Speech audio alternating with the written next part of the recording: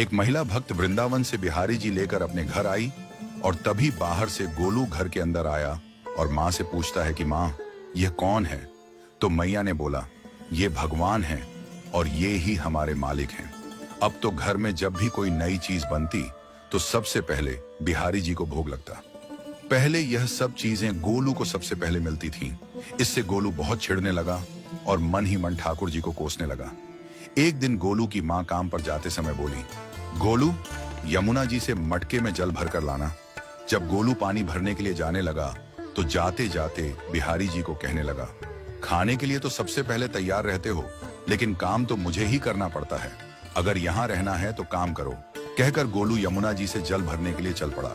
गोलू जब यमुना जी में जल भरने लगा तो उसने देखा कि यमुना जी के अंदर बिहारी जी विराजमान हैं और कह रहे हैं, ला गोलू, घड़ा हम भर देते हैं। गोलू उनको देखकर हैरान हो गया और बोला, नहीं नहीं, मैं अपने आप भर लूंगा। लेकिन ठाकुर जी ने उसके हाथ से घड़ा ले लिया और भरकर घर ले आए। गोलू घर आकर डर रहा था कि अगर माँ को पता लगा कि मैंने ठाकुर जी से काम करवाया है तो आज मेरी पक्की पिटाई होगी।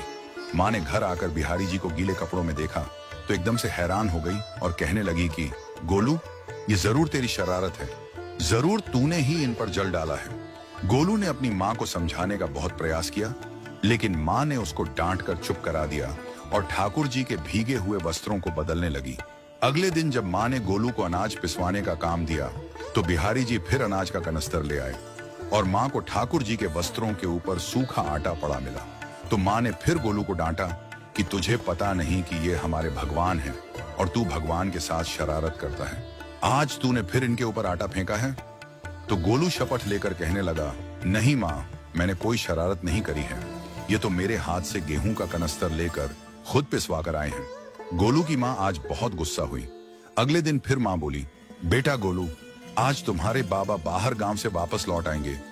बस आज का ही काम है, तुम जंगल से थोड़ी लकड़ियां ले आना। गोलू फिर डर गया, कहीं ठाकुर जी फिर मेरे पीछे ना आ जाएं। गोलू ने माँ को बोला कि मैं चला तो जाऊंगा, लेकिन बिहारी जी को समझा लो, वो मेरे पीछे ना आई। उसकी माँ हंसकर बोली, हाँ हाँ समझा दूंगी, तुम जाओ तो सही। गोलू जल्दी जल्दी लकड़ियां लेने जंगल में चला गया और माँ काम पर चली गई। लेकिन उस दिन माँ काम से जल्दी वापस आ गई और देखा बिहारी जी अपनी चौकी पर विराजमान नहीं है।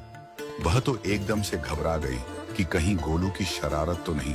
वह भागी भागी जंगल की तरफ गई। तभी उसने देखा कि गोलू के साथ एक इंसान लकड़ियों को लेकर घर आ रहा है। गोलू की माँ यह देखकर हैरान हो गई कि यह तो बिहारी जी हैं। ये क्या हमारे भगवान हमारा काम कर रहे हैं?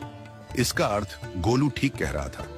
वह जल्दी जल्दी भागकर ठाकुर जी के पास गई और लकड़ियां उनके हाथ से लेते हुए उनके चरणों में गिरकर रोती हुई बोली, हे बिहारी जी, ये आप क्या कर रहे हो?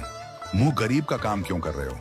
ठाकुर जी मुस्कुराते हुए बोले, हमें तो तेरे बेटे पर बहुत प्यार आता है। सब लोग हमें भगवान समझते हैं, लेकिन एक तेरा बेटा ही था जो हमको अपना मानता था।